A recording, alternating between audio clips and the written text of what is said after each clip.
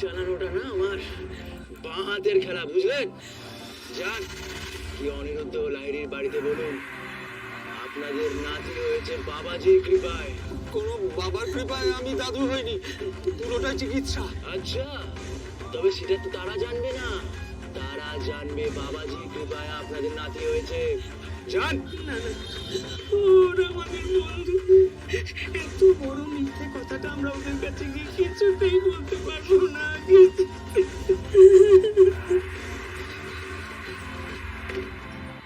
কি দাদি, স্বামী প্রাণের মায়া নেই বুঝতে পারছি, কিন্তু ছোট্ট শিশুটা, ওর জানের জন্য মায়া আছে তো।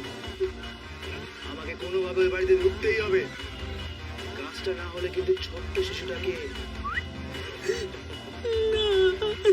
কাজটা যাতে হয়ে যায়।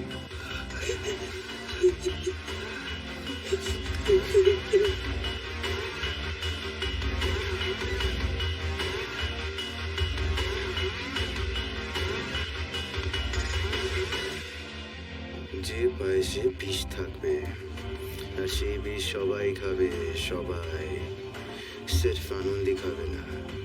আগের বার মাথা নিচু করে হেরে ফিরেছি, এইবার গোটা লাহিড়ী বাড়িকে শেষ করে দিয়ে আনন্দীকে তুলে নিয়ে যাব। কি হলো বাবা?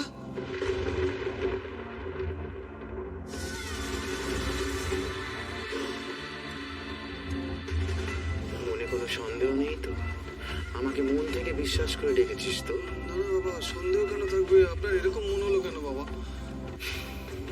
তা আমার কি মনে হয়, কেন মনে হয়, সেটা জানতে তোর 2-3-9টা জন্মের তপস্যা লাগবে রে। আপনি তো সবই জানেন বাবা। তা তুই তো ভালো রান্না করিস, তাই না? কিন্তু আমার রান্না করতে গেলে আগের দিন উপবাসে থাকতে হবে।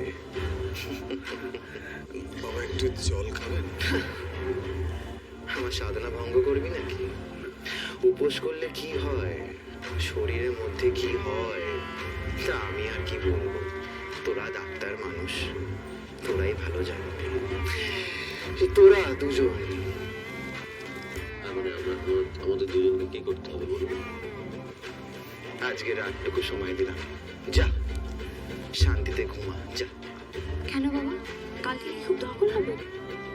মা কাল কি হবে কালই দেখিস, শুধু সকাল সকাল স্নান সেরে চলে আসিস। Excuse me. হ্যালো, এমার্জেন্সি কখন?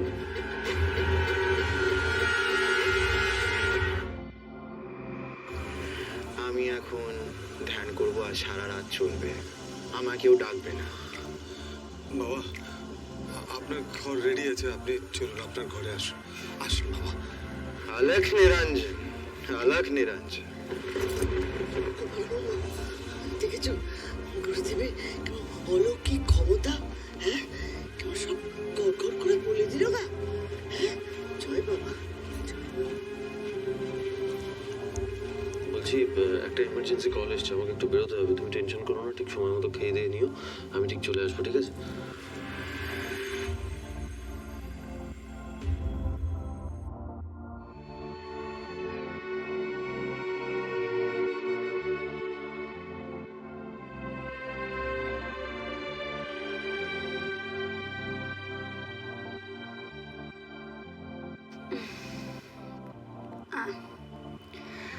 আদি এলে?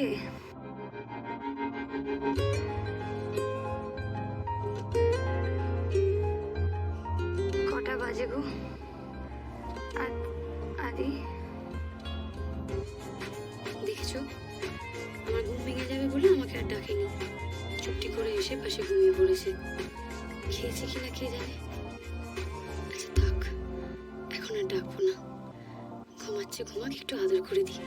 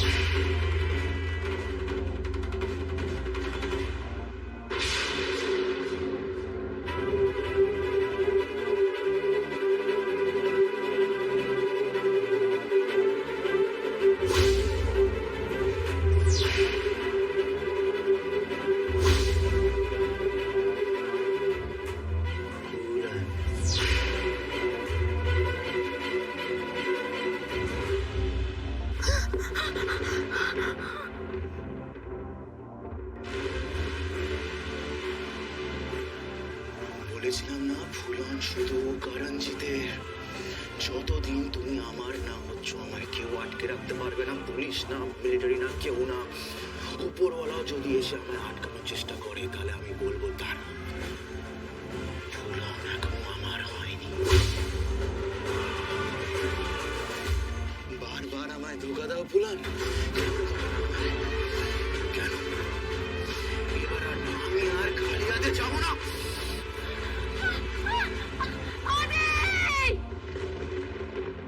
আনন্দী, আনন্দী, আনন্দী, অন্ধকার তারা লাইটটা জ্বালাই। আনন্দী, আনন্দী, এই আনন্দী, আনন্দী, এই আনন্দী, আনন্দী। এক মিনিট, দাঁড়া, চুপ। একটা আওয়াজ শুনতে পাচ্ছ তোমরা?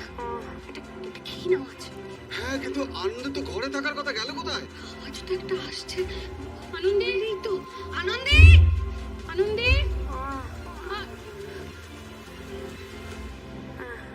আনন্দী, আনন্দী, আনন্দী, আনন্দী, পড়ে গেলে কি করে আনন্দী? আনন্দী তো ঘামছে কেন? ওকে উপরে তোলো, ওর পালসটা দেখতে হবে।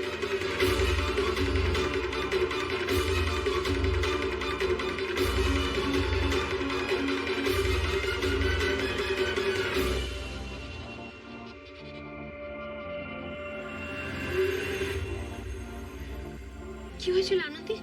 তুমি এরকম বিছানা থেকে পড়ে গেছিলে কি করে? মাথা ঘুরছিল? কোথাও লাগছে? কোথাও ব্যথা পেয়েছো?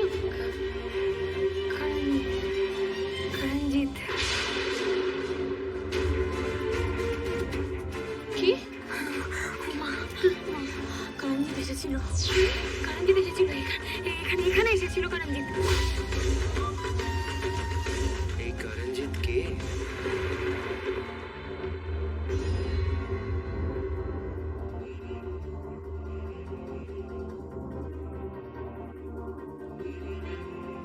বাবা, আপনার ঘুম ভেঙে গেল? বাড়ির সবকিছু শুভ মঙ্গল আছে তো? আপনি বাইরে দাঁড়িয়ে আছেন কেন বাবা? আপনি আসুন না, ভেতরে আসুন। ভেতরে ঢোকাটা কি ঠিক হবে? মা চেয়েছি, এ কি বলছেন বাবা? আপনি ভেতরে আসুন না। যবে থেকে ওই করঞ্জিতের ছায়া আমাদের সংসারে পড়েছে, আমাদের তবে থেকে আর কোনো শান্তি নেই বাবা। আপনি জানেন ওই ছেলেটা কি করেছে? মেরিনেস্টের সবাইকে হস্টেজ বানিয়ে ও আনন্দীকে কিডন্যাপ করে তুলে নিয়ে গিয়ে বিয়ে করার চেষ্টা করেছিল। ওকে যতবার পুলিশ ধরে ও ততবার কিভাবে যেন বেরিয়ে যায়। কোনো কারো তোকে আটকে রাখতে পারে না বাবা।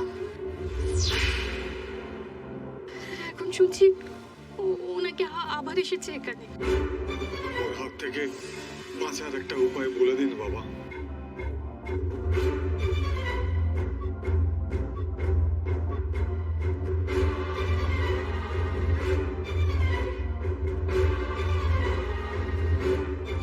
কোনো ভয় নেই মা, কাল বাড়ির চারপাশে মন্ত্রপুত বাঁধন দিয়ে দেব।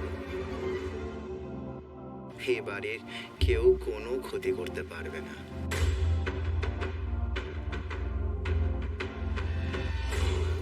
একদম চিন্তা করিস না মা।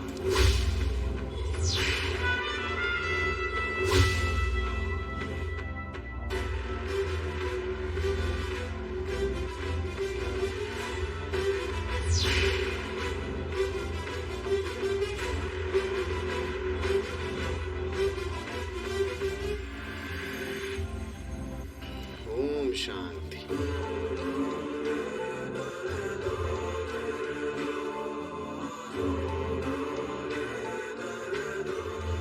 যজ্ঞ সুসম্পূর্ণ হলো। দেখলি মা কেমন দাও দাও করে আগুন জ্বলছিল? খুশি হয়েছে, উনি খুশি হয়েছে। তোদের চিতার আগুনেও এমন তেজ থাকবে, কেউ বাঁচবি না তোরা, কেউ না। শুধু আনন্দই থাকবে। আজ ফুলন করঞ্জিতের হবেই হবে। আমার না একদম ভালো লাগছে না। করঞ্জিত এসেছে, এই কথাটা শোনার পর থেকে আমার মনটা খুবই চঞ্চল হয়ে পড়েছে। দেখো, এতটা সময় হয়ে গেল, আমরা চুপ করে বসে আছি, আমরা কোনো স্টেপ নিচ্ছি না। বিষয়টা কি একটু বেশি বাড়াবাড়ি হয়ে যাচ্ছে না? দেখো গিয়ে হয়তো করঞ্জিত কি প্ল্যান করে ফেললো এতক্ষণে, আর আমরা চুপচাপ বসে আছি হাত গুটিয়ে, পুলিশকে খবর না। অনেকটা দেরি হয়ে গেছে, আমি আর দেরি করতে চাই না, আমি এক্ষুনি পুলিশকে খবর দেবো। যজ্ঞের ঠিকানা পড়ে আসন ছাড়তে নেই। এমনটা হলে তোদের মনোকামনা পূর্ণ হবে না। আদি, পুজোটা আগে ভালোভাবে শেষ হোক। তোর কথা শোন আদি, তোর ভালো হবে। বসো।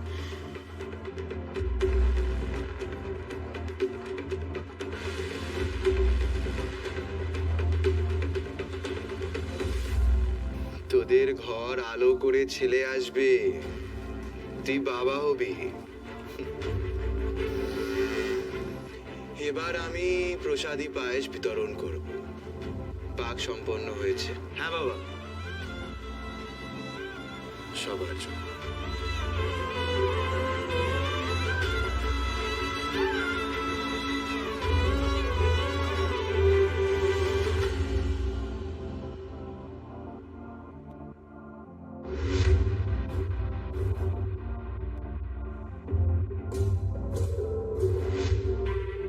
এই পায়েস আর এই পেটে পায়েস পড়লে ডাইরেক্ট শক গোলা হবে। হাসাস না, দাড়ি খুলে যাবে।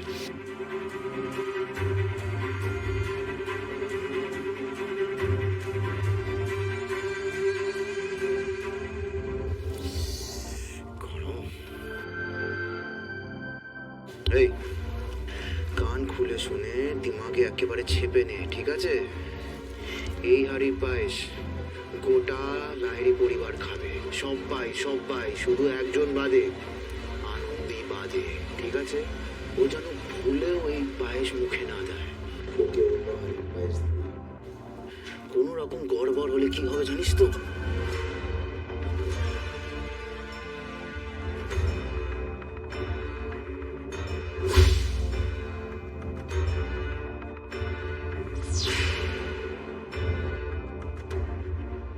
এত তামঝাম করে এতক্ষণ ধরে পায়েস রেতে বিষ মেশানোর কি দরকার?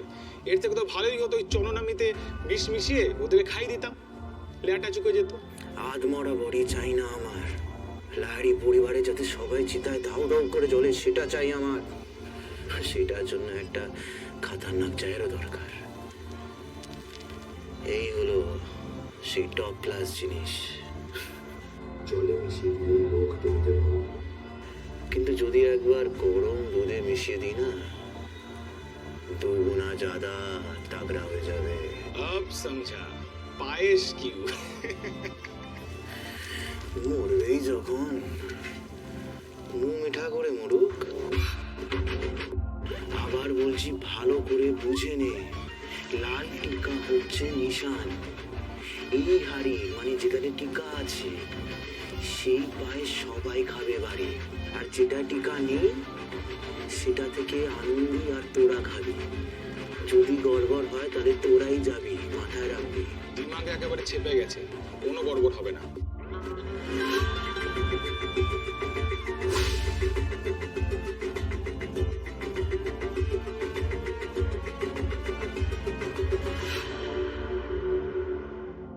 ওম শান্তি, ওম শান্তি, ওম শান্তি। পুজো শেষ হলো, সবার মঙ্গল হোক, সবার মঙ্গল হোক। হে বাবা, যার জন্য পুজো সেই এখানে নেই। এই তো আমি। আর বলো না, ওই অনেকক্ষণ ধরে আগুনের সামনে বসেছিলাম তো, তাই মাথা ঘুরছিল, ওই চোখে মুখে জল দিতে গেছিলাম। নে মা নে, চরণামৃত নে, মনে শরীরে শান্তি হবে। মঙ্গল হোক, মঙ্গল হোক। কিরে, তুই হাঁ করে কি দেখছিস? যা, পায়েসটা নিয়ে আয়, যা। সবাই উপোস ভঙ্গ করবে না পায়েস মুখে দিয়ে।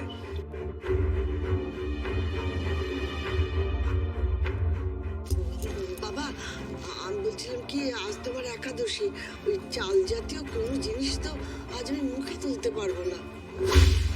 अब तुम्हें मारने के लिए क्या मैं बंदूक निकालूं, बुढ़िया? বাবা, আপনি কি আমার উপর রুষ্ট হলেন? না না, ঠিক আছে। আমি কারোর বিশ্বাসে আঘাত করতে চাই না। ঠিক আছে, তোকে খেতে হবে না পায়েস। তোর জন্য আমি একটা বিশেষ চরণামৃত বানিয়ে দেবো। তুই ওই চরণামৃত খেয়ে উপোস ভঙ্গ কর। হুম? জয়।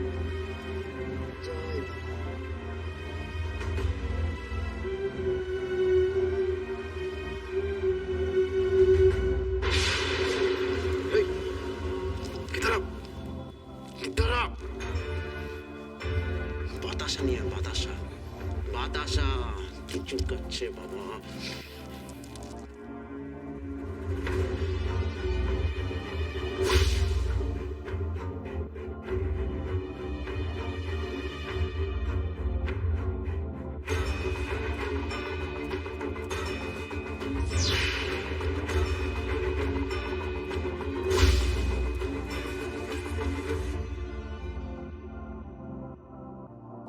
এটা গিয়ে ওই বুড়িয়াটাকে দিয়ে বল টপ করে যাতে গিলে না, খুব কথা বলছে।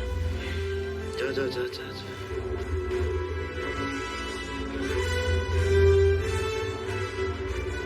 এই নিন, এটা বিশেষ প্রসাদী চরণামৃত। এটা আপনিই খাবেন, আর বাকিরা পায়েস খাবেন। জয় বাবা, জয় বাবা। আচ্ছা ঠাম্মি, আমাকে একটা কথা বলো তো, এই সমস্ত করে কি খুব একটা কিছু লাভ হচ্ছে? মানে আমাদের ট্রিটমেন্টের থেকেও এইগুলো কি খুব বিশেষ বড়? আমি বুঝতে পারছি তুই কি বলতে চাইছিস। এদিকে শোন শোন শোন, আমি জানি তুই আমার উপর খুব রেগে যাচ্ছিস। তো আজ আমি তোকে একটা অনুরোধ করবো, তুই এই ঠাকুরের আশীর্বাদে বিশেষ চরণামৃত খা। হ্যাঁ রে, এই বিশেষ চরণামৃত যখন বলেছে তখন এই নিশ্চয়ই কোনো গুণ আছে। ঠাম্মি, তুমি যখন চাও আমি পায়েসের সাথে সাথে চরণামৃতও খাবো। কেন খাবো জানো? কারণ তোমার বিশ্বাসটাকে আমি সম্মান করি। আমি তোমাদের বিশ্বাসের পথেই চলবো ঠাম্মি। হাতে যদি আমি পথ পেলাম কি ঠকলাম সেটা তো সময় উত্তর দেবে। বলছে কি তাড়াতাড়ি করে খা, খেয়ে আমাকে একটা সুখবর দিয়ে দেখি। নাতি হোক বা নাতনি, তার মুখ দেখে আমি সঙ্গে যেতে চাই। খা খা খা খা।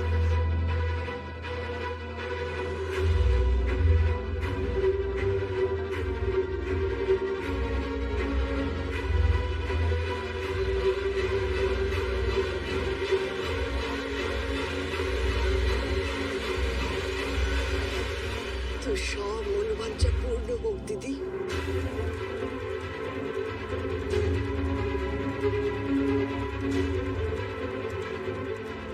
এই নিন, আপনাদের জন্য প্রসাদী পায়েস। প্রসাদী পায়েস?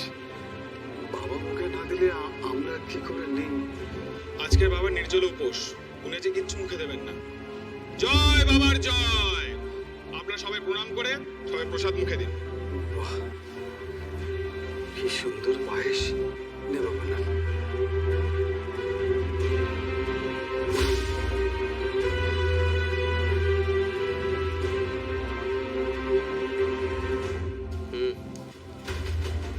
কোনো গন্ডগোল হয়নি তো? টিকা দেওয়া হাড়ি থেকেই সবাই পায়েসটা খাচ্ছে, তাই তো?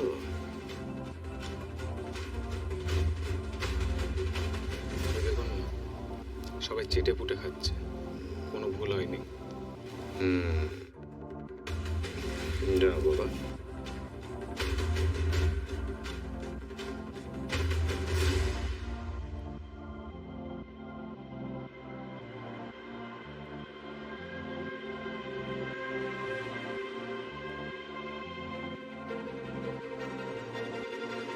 খা দিদি, ভক্তি ভরে খা।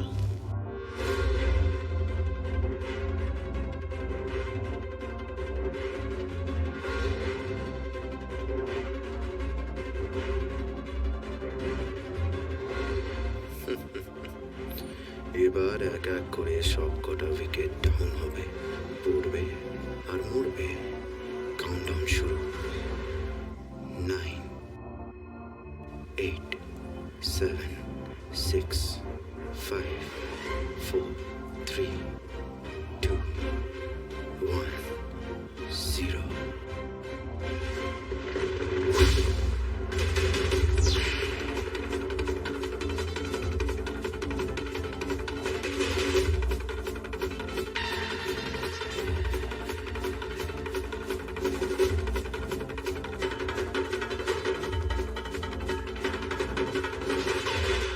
বাবা, এ কি হলো?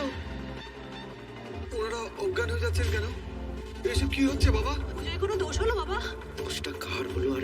হলো সেটাই বুঝতে পারছি না। কি হয়েছে বাবা? কোথায় দোষ বুঝতে পারছেন না? বাবা, আমি ভালো করে বুঝিয়ে বলবো।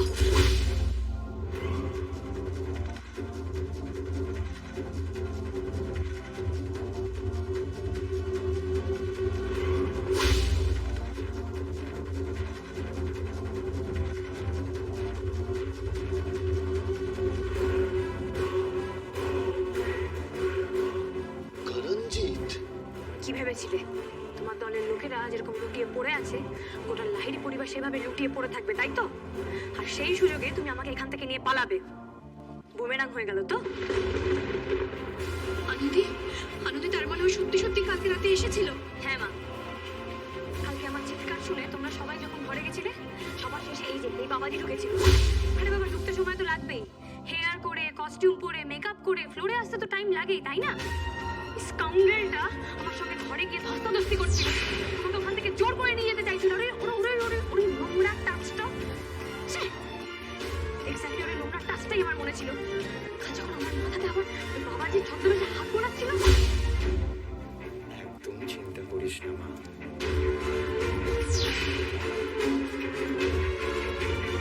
আমার কেমন অস্বস্তি হচ্ছিল, আমার সন্দেহ হয়েছিল, জানো তো?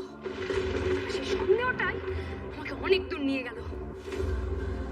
আজকে যখন বলছিল এই বাবাজির বেশ ধরে যে সে নাকি এখন ওই ভোগের পায়েস আনতে যাবে, আমার মনে হচ্ছিল যে ওকে একবার ফলো করি, গিয়ে দেখি কিছু তো গন্ডগোল আছে। আর হ্যাঁ, ঠিক তাই হলো। ভাগ্যিস আমি ওকে ফলো করে রান্নাঘর পর্যন্ত গেছিলাম। আবার বলছি, ভালো করে বুঝে নে, লাল টিকা হচ্ছে নিশান। এই হাড়ি মানে যেটাতে টিকা আছে সেই পায়ে সবাই খাবে বাড়ি, আর যেটা টিকা নেই সেটা থেকে আনন্দি আর তোরা খাবি। যদি গড়বড় হয় তাহলে তোরাই যাবি, মাথায় রাখবি। আর ওদের ওখানে দেখেই আমি বুঝেছিলাম যে কিছু তো একটা বড় গন্ডগোল হয়েছে। আর এই গন্ডগোলটা পায়েসের হাঁড়িতেই হয়েছে। মা দুর্গা আমাকে সঠিক সময় সঠিক জায়গায় নিয়ে গিয়েছিলেন, তাই আমি সবটা জানতে পেরেছিলাম। আমি তোমাদের তখন কিছু বলতে পারিনি, তবে সেদিন আমি নিজেও তো তখন একা ছিলাম না। আর তোমরা তো জানোই এরা সব বন্দুক নিয়ে ঘোরে। আর এরা কি করতে পারে? জলজান্ত মানুষদের প্রাণে মেরে দিতে এদের এতটুকু বিবেকে বাঁধে না। এরা তো চাইলে যা খুশি তাই করতে পারে। তাই আমিও তখন সুযোগেরই অপেক্ষা করছিলাম। ওরা ওখান থেকে বেরিয়ে যাওয়ার পর আমিও সুযোগ বুঝে হাড়ি দুটোকে পাল্টে দিলাম। অ্যাকচুয়ালি হাড়ির তিলকটাকে চেঞ্জ করে দিলাম। ওরা তো এই তিলকটুকুই চেনে না।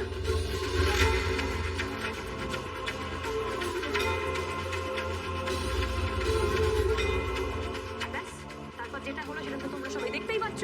ওই হাড়ির মধ্যে এমন কিছু ছিল যেটা খেয়ে এই যে ওই চেলা চামুন্ডাতে দেখো, একটু বড় একটা সর্বনাশের ছক বসেছিল, ওই এতটাই। শোনো করঞ্জিত, তুমি এত বড় আততায়ী হয়ে যাওনি যে তুমি আমাকে টপকে আমার পরিবারের লোকেদের ক্ষতি করবে। সত্যি করে বলো, কি মিশিয়েছিলে তুমি ওই হাঁড়িতে? বলো, মারতে চেয়েছিলে না?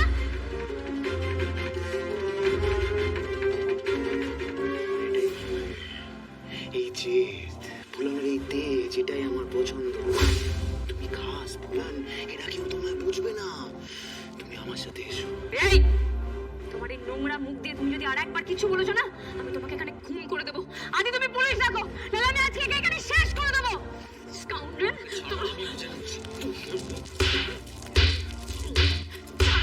ছাড়ো, আমি আজকে আমার হাতে করে খুন করবো। এত বড় সাহস তোর, তুই আমার বাড়ির লোকেদের ক্ষতি করতে এসেছিস? খুন তো করঞ্জিতের আগেই হয়ে গেছে। যেদিন প্রথম ফুলানের প্রেমে পড়েছিল সেদিনই কারণে খুন হয়ে গেছে।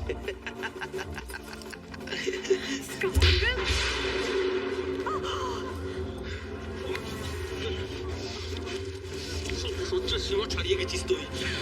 আজ তোর মৃত্যু আমার হাতে, তার জন্য যদি আমাকে সারা জীবন জেলও খাটতে হয় আমি খাটবো। তোকে আমি এই সংসারে রক্ত বীজের মতো দেবো না, দেবো না। আমিও তো নাজুক না ডাক্তার। লড়ে পারে কি?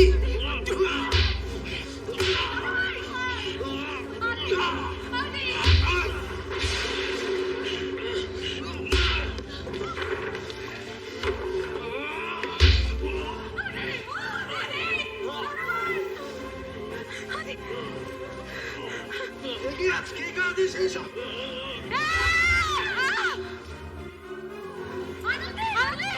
আনন্দি!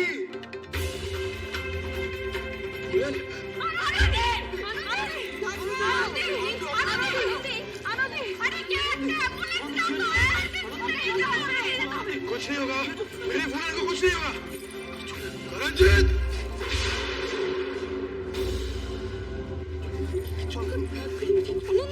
ये ছাড়বো না তোকে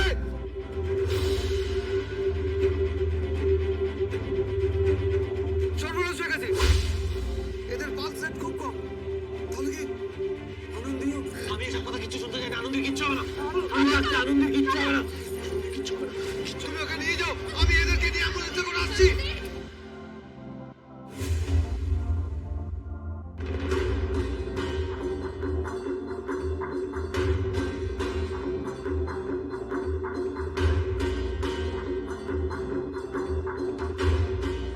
চিফ পয়জনের পরিমাণ কিন্তু অনেক বেশি মনে হচ্ছে ব্লাডে পয়জন চলে যাবে নন্দু, আনন্দি, আনন্দি তুমি শুনতে পাচ্ছ? আনন্দি তোমাকে জেগে থাকতেই হবে। আনন্দি, আনন্দি।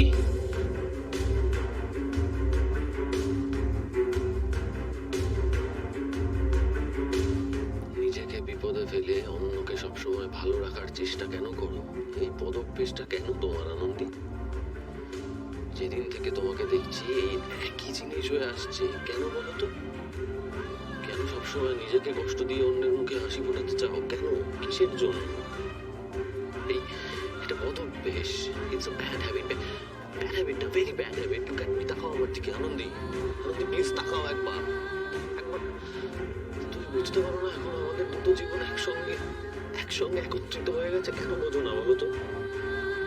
কেন বুঝতে চাও না? এখন তুমি কষ্ট পেলে আমার মনে হয় আমি মরে যাচ্ছি। আনন্দি প্লিজ কেন বোঝো না এগুলো? একটিবার চোখটা হলো look at me. Anandi please তাকাও। আনন্দি তোমাকে তাকাতে হবে। আনন্দি, আনন্দি শুনতে পাচ্ছ? Anandi please ওয়েক up. আনন্দি, আনন্দি একটিবার তাকাও। Anandi please please. Anandi wake up. Anandi okay, তুমি নিজের জন্য কিছু করবে না তো? সেটা আমি খুব ভালো করে জানি। তুমি কখনো করোনি, আজ কি করে করবে? সম্ভবই নয় এটা। কিন্তু আমার জন্য অন্তত কিছু করো। আমার জন্য তোমাকে স্টেবল থাকতে হবে। Anandi please please. এই আনন্দি, ইউর ব্রেভ গার্ল। তুমি কেন ভুলে যাচ্ছ পড়াশোনার দিনগুলোর কথা? মনে করো যখন তুমি ডাক্তারি পরীক্ষা দিচ্ছিলে, হ্যাঁ মনে আছে? মনে আছে তোমার আনন্দি? মনে করো তুমি সারা রাত তুমি জেগে থাকতে, রাতের পর রাত জেগেছিলে। হ্যাঁ মনে পড়ছে? মনে পড়ছে? দেখো আমার দিকে, দেখো দেখো মনে পড়ছে তোমার সেই রাতগুলোর কথা? যেদিন তুমি চোখে তোমার দু চোখ ঘুমে ঢুলে আসছিল, কিন্তু তারপরেও তুমি জেগেছিলে, পড়াশোনা করেছিলে। এই বাদ দাও পড়াশোনার কথা বাদ দাও তো। এই আনন্দি, এই শোনো শোনো শোনো আমার কথাটা শোনো প্লিজ। তাকাও আমার দিকে। আমাদের ঘুরতে যাওয়া বাকি আছে একসঙ্গে, না? আমরা দুজন একসঙ্গে ঘুরতে যাবো, রাইট? আনন্দি প্লিজ তাকাও না। পাহাড়ে বসে আমরা দুজন পাশাপাশি বসে সূর্যোদয় দেখবো তো বলো? আমরা দুজন হাত ধরে সমুদ্রের জলে পা ভেজাবো না? হে আনন্দি, আনন্দি শুনতে পাচ্ছ? আনন্দি আমরা দুজনে একসঙ্গে সব ভালো উপভোগ করবো। প্লিজ আনন্দি একবার তাকাও। আনন্দি আনন্দি আমি তাই সব আমার দোষ আমার জন্য হয়েছে। আমি তাই। তুমি এরকম কেন করছো বলো তো? তুই বুঝতে পারছিস না? ও তো সকলকে বাঁচাবার জন্য ওই পয়সা খরচা পাল্টে দিয়েছিল, হ্যাঁ, কিন্তু নিজে বাঁচতে পারলো না। কেন জানিস তো? আমার জন্য আমি তাই। মা কেন আপনি এইভাবে বলছেন? এভাবে বলবেন না আপনি নিজেকে। বুঝতে পারছো না তুমি? ওই সর্বনাশী ছেলেটা ও তো বাড়ির শুদ্ধ সবাইকে মারতে এসেছিল, আর আমার মতো বুড়ি করে দিত না। হ্যাঁ, আমি পায়েস খাবো না বলেছি, ও নিজে ওই চোরনার ভিতরে বিষ মিশিয়ে দিয়েছে, আর আমি নিজে সেই বিষটা ওর মুখের সামনে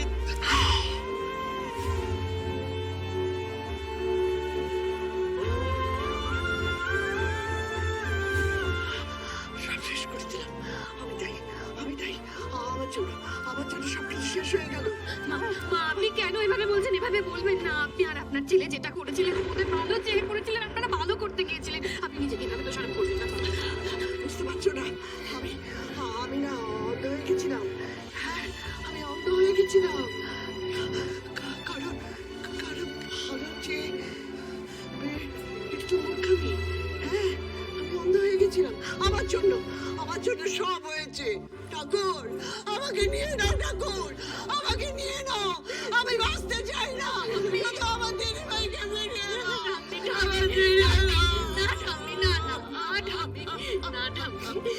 এরকম করেন না। তুমি এরকম করলে আমরা সব তো থাকবো কি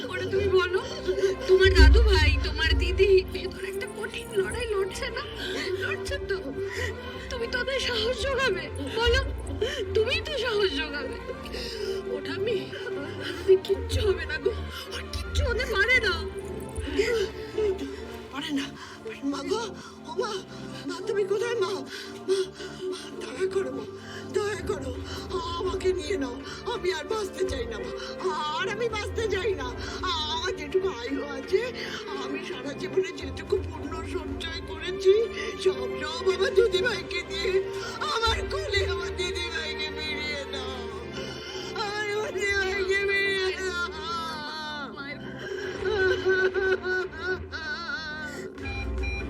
অবস্থা চলছে, তারপরেও কেন এরকম হচ্ছে? কেন এরকম হচ্ছে? কিসের জন্য ডক্টর বিক্রম? কেন এরকম হচ্ছে? চিফ আপনি শান্ত হন, আপনি শান্ত হন প্লিজ। নার্স,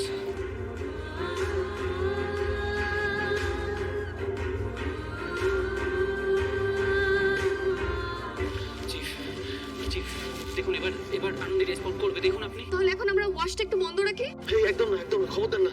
ব্লাডে টক্সিন লেভেলটা বেড়ে যেতে পারে, খবরদার, একদম বন্ধ রাখা যাবে না এখন, একদম বন্ধ রাখা যাবে না।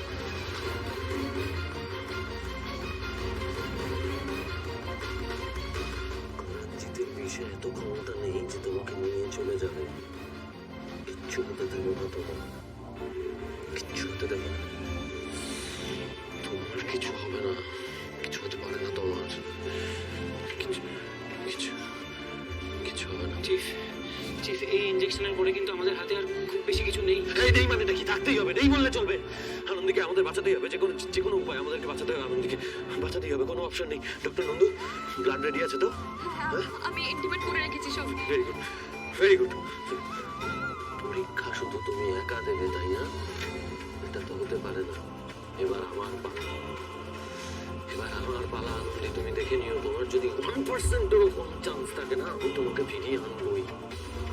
তোমাকে আমার সঙ্গে আমার জীবনে থাকতে হবে, কোথাও যেতে দেবো না তোমাকে, আমি ফিরিয়ে আনবো যেভাবেই হোক।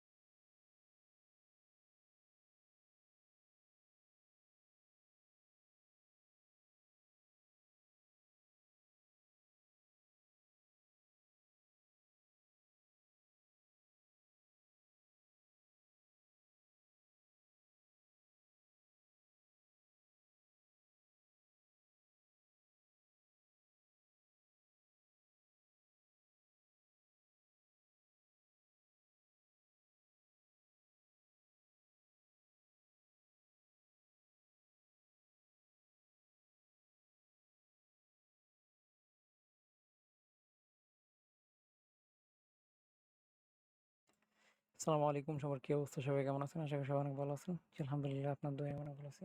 সো আপনাদের মাঝে একটি ভিডিও নিয়ে আসলাম। ভিডিওটা হইতেছে হুমায়ুন আহমেদ স্যারের লেখা সেদিন চৈত্র মাস। সেদিন চৈত্র মাস, ঠিক আছে?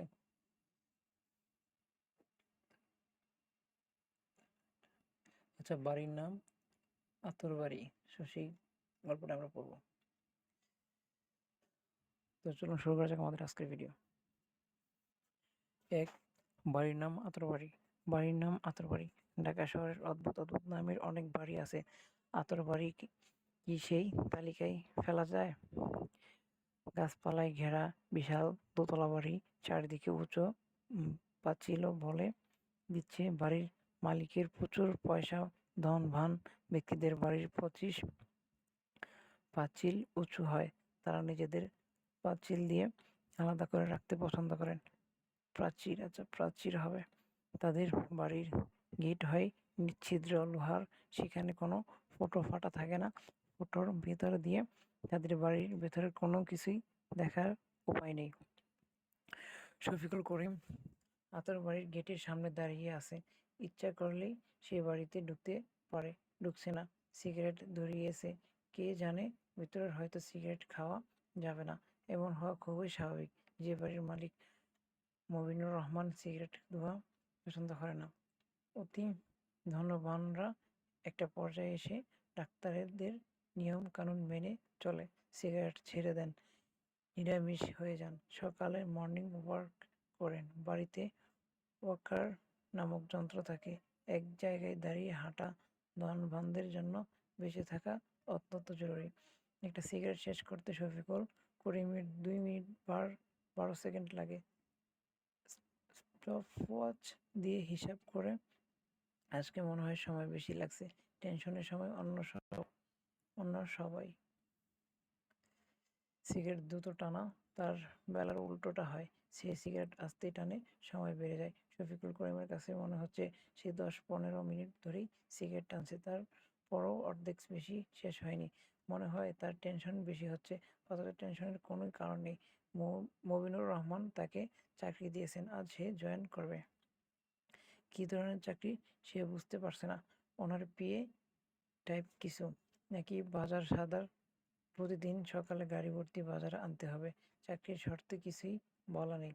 বেতনের অঙ্কটা লেখা আছে, মাসে 12,000 এবং অন্যান্য সুবিধা কি কি জানেন? এক এক কাজে এক এক ধরনের সুবিধা পাওয়া যায়। পত্রিকা অফিসে যখন কাজ করতে তখন অন্যান্য সুবিধার মধ্যে ছিল ফ্রি চা। বেতনের কোনো ঠিক ঠিকানা নেই, কিন্তু যখন ইচ্ছা তখন চা খাওয়া। রং চা, দুধ চা, মাঝে মধ্যে মালাই চা বলে এক বস্তা দুধের সর দিয়ে বানানো। সে কিছুদিন ট্রাভেল এজেন্সিতে কাজ করেছে, সেখানে সুবিধা বিনা টিকিটের বিমান ভ্রমণ। অ্যান্টার্কটিক ট্রাভেলস এর মালিক ফজলুর আলম চাকরি দেওয়ার সময় শফিকুল করিমের পিঠে হাত রেখে বলেছিলেন, বিনা টিকিটে বিদেশে ঘুরতেন, সেখানে ইচ্ছা সেখানে চলে যাবেন। জাপান, ইউরোপ, আমেরিকা কোনো ব্যাপার নয়। অফ সিজনে যাবেন, এয়ারলাইন্স ফ্রি বিজনেস ক্লাসের টিকিট দেবে। আত্মীয় স্বজনের বিদেশে যাচ্ছে, টেলিফোন করে বলে দেবেন, তাদের নর্মাল ইকোনমিক ক্লাস টিকিট হয়ে যাবে বিজনেস ক্লাস। পায়ের উপর পা তুলে ভ্রমণ।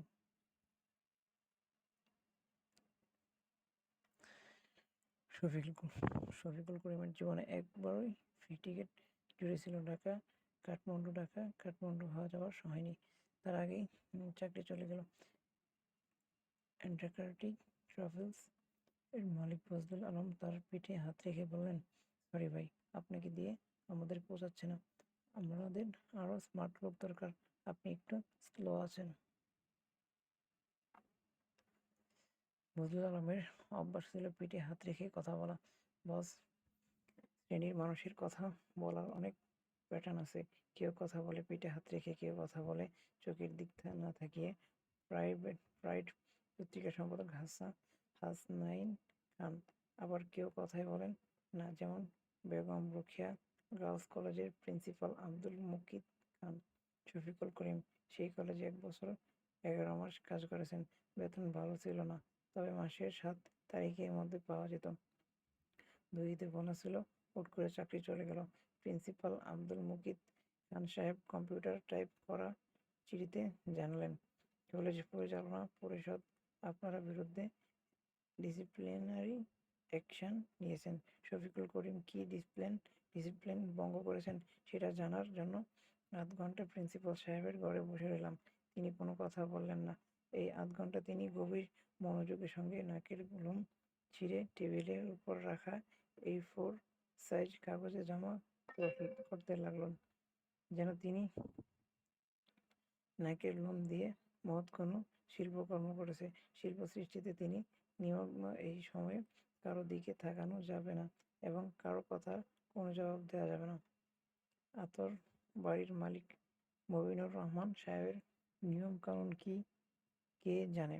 নিয়ম কানুন নিশ্চয়ই আছে, থাকতেই হবে। হয়তো কখনো কথা বলার সময় তার মুখে দিয়ে থুতু বের হয়, এই থুতু হাসি মুখে গায়ে মাখতে হবে। শফিকুল করিম সিগারেট ফেলে দিয়ে গেটের কলিং বেল টিপল। ঢাকা শহরের বেশিরভাগ বাড়ির গেটের কলিং বেল কাজ করে না। বেল টিপার পরপরই অনেকক্ষণ গেটে ধাক্কাধাক্কি করতে হয়। এই বাড়িটার কাজ করছে দুবার। বেল টিপতেই গেট খুলে গেল। দারোয়ান গলা বের করে বলল, কারে চান? দারোয়ানকে দেখে স্বস্তি পাওয়া যাচ্ছে যে লুঙ্গির উপর খাকি শার্ট পরেছেন, তার মানে হাতের বাড়ি ঠেলাটালা অবস্থা চলে। নিয়ম কানুন কঠিন না, কঠিন নিয়ম হলে খাকি শার্ট প্যান্ট বুট জুতা সবই থাকতো, মুখও হাসি থাকতো। তাদের মুখ দেখে মনে হয়তো কিছুক্ষণের মধ্যে তারা যুদ্ধ রওনা হবে। আমার নাম শফিকুল করিম, আমি মবিনুর রহমান সাহেবের নতুন পিএ, চাকরিতে জয়েন করতে এসেছি। স্যার আছেন না? জি আছেন। উনি 24 ঘন্টা বাড়িতেই থাকেন। দোতলায় চলে যান, উনি দোতলায় থাকেন। আমার স্টাফরা থাকি একতলায়। সিঁড়ি কোন দিকে? সোজা যান, শেষ মাথা পর্যন্ত যাবেন, ডাইনে তাকাবেন সিঁড়ি। শফিকুল করিম অবাক হয়ে বলল, সোজাসুজি দোতলায় যাব? নিচে কাউকে কিছু জানাতে হবে না? কেশিয়ার সুবহান সাহেব আছেন, ওনার সঙ্গে দেখা করেন। উনি কোথায় বসেন?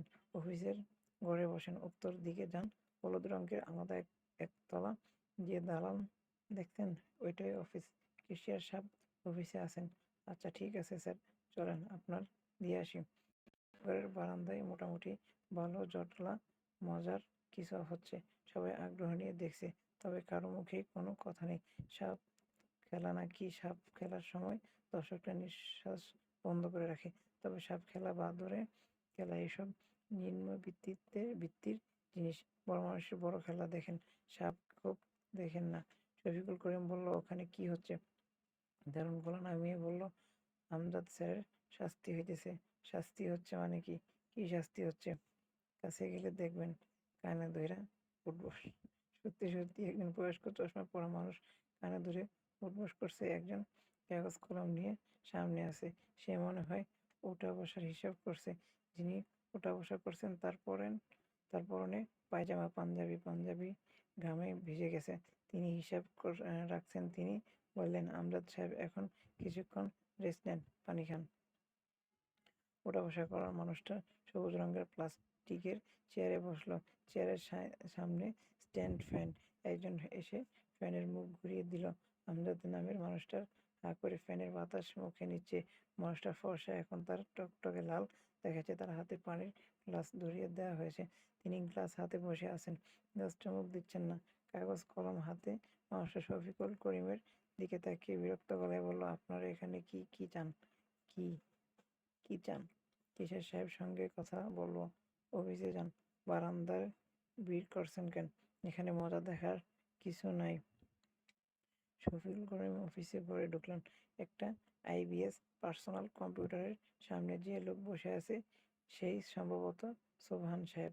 ভগ্ন স্বাস্থ্যের একজন মানুষ, চোখের নিচে কালি, গাল ভাঙ্গা ভাবে মাথার চুল উঠছে। বয়স খুব বেশি হবে না, তবে দেখাচ্ছে অনেক বেশি। গরমের মধ্যেও তিনি হলুদ রঙের কোট গায়ে দিয়ে আছেন। ভদ্রলোক গলায় স্বর মেয়েদের মতো। তিনি শফিকুল করিমের দিকে তাকিয়ে প্রায় কিশোরীদের মতো গলায় বলেন, আপনার কি ব্যাপার? আপনার নাম শফিকুল করিম? আমি চাকরিতে জয়েন আমার নাম শফিকুল করিম, আমি চাকরিতে জয়েন করতে এসেছি। বুঝেছি, বসেন। কেমন আছেন? ভালো। স্যার আপনার কথা বলেছেন। কবে জয়েন করবেন সেটা বলেন নাই। আসছেন, ভালো করেছেন। আজ দিন ভালো, বৃহস্পতিবার। চা খাবেন? জি না। প্রথম দেখা, আপনার সঙ্গে চা খান, আলাপ চা পরিচয় হোক। আপনার এইখানে কি সিগারেটের খাওয়া যাবে? যাবে। সিগারেটের ধরানোর কোনো সমস্যা নেই। কিসের সাহেব বিরক্ত মুখে বেল টিপতে লাগলেন। এই কাজটা মনে হয় তিনি পছন্দ করেন না। অনেকক্ষণ বেল টেপার পর একজন ঘরে ঢুকলো। সুবহান সাহেব রাগী গলায় বললেন, বেলের শব্দ কানে যায় না? সব বারান্দায় বসে আছো, রং দেখো। রং কুয়ার ধারা দিয়ে শুকাইয়া দেব। চিনো, যাও 2 কাপ চা আনো। শফিকুল করিম ক্ষীণ গলায় বলল, বারান্দায় কি হচ্ছে? কানে ধরে উঠবাস করানো হচ্ছে। আমাদের আগের ম্যানেজার আমজাদ নাম অপরাধ করেছিল, চাকরি চলে গেছে। স্যারের কাছে কেঁদে পড়েছে। স্যার বলেছেন 50,000 বার কানে ধরে উঠবাস করলে চাকরি ফেরত পাবে। তাই করছে। কতবার বললেন? 50,000 বার। 50,000। বলেন কি? পারবে না? 7 দিন ধরে উঠবাস করছে, মাত্র 1400 না 1500 হয়েছে। বেশিক্ষণ করতে পারে না, পা ফুলে যায়। তার উপর আছে হাঁপানি। আজকে ওঠা বস করতে আসছে জ্বর নিয়ে। আমি বলেছিলাম আজকে অফ রাখেন। শফিকুল করিম সিগারেট ধরাতে ধরাতে বলল, এরকম শাস্তি কি এখানে প্রায় হয়? না, এখানে কোনো শাস্তি হয় না, চাকরি চলে যায়। ওঠা বসা যেটা করছে সেটা চাকরি ফেরত পাওয়ার জন্য। খামোকা পরিশ্রম করছে, পারবে না। আপনি কি চায়ের সঙ্গে আর কিছু খাবেন? বিস্কিট, চানাচুর? জি না। রাতে কি থাকবেন না চলে যাবেন? চাকরির শর্ত কি? রাতেও থাকতে হবে? স্যার যেরকম বলেন সেরকম। তবে রাতে থাকেন বা না থাকেন, এখানে আপনার জন্য ঘর থাকবে, বিশ্রাম নিতে পারবেন। খাওয়া দাওয়া আমাদের সঙ্গে করবেন। স্টাফদের রান্না আলাদা হয়। বাবুর্চির রান্না খুবই ভালো, মাছ মাংস দুটাই থাকে। এতে যদি রুটি খাওয়ার অভ্যাস থাকে, বাবুর্চির আগে বলে দেবেন, রুমালি রুটি করে দেবে, মসলিন কাপড়ের মতো পাতলা। বাবুর্চির নাম কি? যাকে চায়ের কথা বললাম সেই বাবুর্চি, নাম সগির। ঢাকা শহরের সগিরের মতো বাবুর্চি আছে বলে মনে হয় না। তার খাসির মাংসের রেজালা তুলনাবিহীন। চাকরিতে যখন ঢুকেছেন তখন তার রান্না অবশ্যই খাবেন। আমার কথা যাচাই করে নিতে পারবেন। 1 কাপের জায়গায় শফিকুল করিম 2 কাপ চা শেষ করলো। 2 কাপ চায়ের সঙ্গে 3টে সিগারেট। সোবহান মিয়া সারাক্ষণই কথা বলে যেতে থাকলেন। তার মনে হয় কথা বলার রোগ আছে। আপনি যে এসেছেন সেই খবর আমি মোবাইল টেলিফোনের স্যারকে দিয়ে দিচ্ছি। আপনি দোতলায় বারান্দায় চুপচাপ বসে থাকেন, খবরের কাগজ টাগজ পড়বেন। স্যার যদি ম্যানেজার বলে ডাক দেন তবেই ঘরে ঢুকবেন, না ঢুকলে না ডাকলে ঢুকবেন না। আমার পোস্ট কি ম্যানেজার পোস্ট? এইরকমই কিছু ধরে নেন। আমজাদ সাহেব যিনি ওঠা বসা করেছেন তিনি কি এই পোস্টে ছিলেন? হ্যাঁ, আপনি ওনার জায়গাতেই এসেছেন। আমজাদ সাহেবের শাস্তি শেষ হলে উনি চাকরি ফেরত পাবেন। তখন কি আমার চাকরি চলে যাবেন?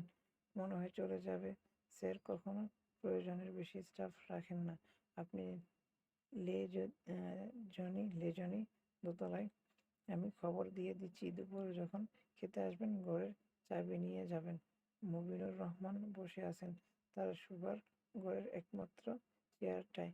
এটা একটা রকিং চেয়ার, পা রাখার জন্য ফুট রেস্ট আছে। ফুট রেস্ট পা রেখে চেয়ার যখন দোলানো হয় তখন ফুট রেস্টটাও সামান তালে ধুলে। আমাদের ব্যবস্থা, তারপরেও তিনি কোনো আরাম পাচ্ছেন না।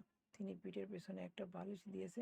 বালিশটা দেওয়ার পর তার মনে হয়েছিল এইবার আরাম হয়েছে। এখন মনে হচ্ছে পিঠের পেছনে বালিশ দেওয়াটা বোকামি হয়েছে। বোকামি ধরা পড়ার সঙ্গে সঙ্গে তা ঠিক করতে হয় না, বোকামিটাকে প্রবাহিত হতে দিতে হয়। তিনি তাই করছেন, বোকামিটাকে প্রবাহিত হতে দিচ্ছেন। তিনি চেয়ারের দোতলায় দুলতে তাকিয়ে আছেন টিভির দিকে।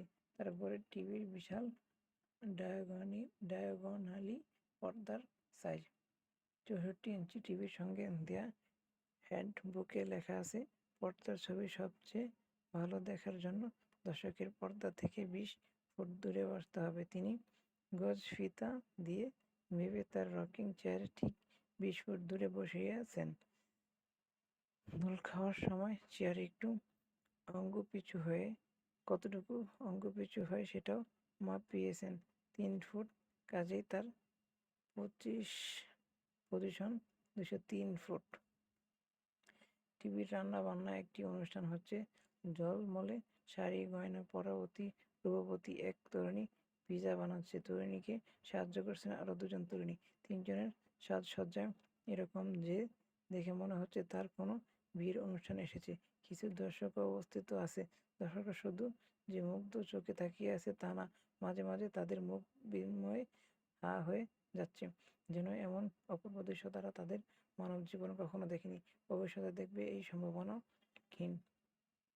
সুপ্রিয় দর্শক মণ্ডলী, পিজার জন্মভূমি ইতালি, তবে এই খাবার এখন সমস্ত পৃথিবীতে ছড়িয়ে পড়েছে। এমনকি বাংলাদেশ ও ঢাকা শহরে কতগুলো পিজা আউটলেট আছে। আপনারা কি জানেন? ক্যামেরা চলে গেলে দর্শকরা চিন্তিত হয়ে একে অন্যের দিকে তাকাচ্ছে। একজন বলল, 50টি। রাঁধুনি কপালে এসে পড়া চুলগুলো জ্যাকি দিয়ে সরাতে সরাতে বলল, হয়নি। আর কেউ কি উত্তর দেবেন?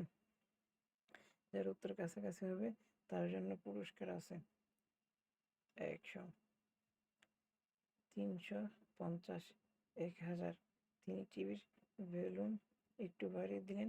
ঢাকা শহরের কতগুলো পিজা আউটলেট আছে এটা জানা এই মুহূর্তে তার কাছে জরুরি বলে মনে হচ্ছে। তিনি ঠিক করলেন এই ফাঁকে পিজা রান্নাটাও শিখে নেবেন। পিজা তার কোনো পছন্দের খাবার না, তারপরও নতুন একটা রান্না শিখে নিতে কোনো সমস্যা নেই। ইংরেজিতে একটা কথা আছে, even an old dog can learn few new tricks। Mobinur Rahman, বয়স 57, মাঝারি আকৃতির ছোটখাটো মানুষ। চেহারার বয়সের চাপ তেমনভাবে না পড়লেও মাথার চুল সবই সাদা। এই বয়সে মাথার চুল কমে যায়, কপাল বড় হয়। তার বেলায় এই ঘটনা ঘটেনি। মাথা ভর্তি সাদা চুলের কারণে এবং গোঁফের কারণে তাকে অনেকটা আইনস্টাইনের মতো দেখায়, যিনি কপ দেন না। কলপের কোনো একটা ইনগ্রেডিয়েন্ট তার অ্যালার্জি আছে। দেশি বিদেশি যে কলমই দেন তার গায়ে চাকা চাকা বের হয়। তো আসসালামু আলাইকুম, আজকে এই পর্যন্ত। নেক্সট আমরা অন্য কোনো ভিডিওতে কথা হবে। সে পর্যন্ত সবাই ভালো থাকবেন। আল্লাহ হাফেজ।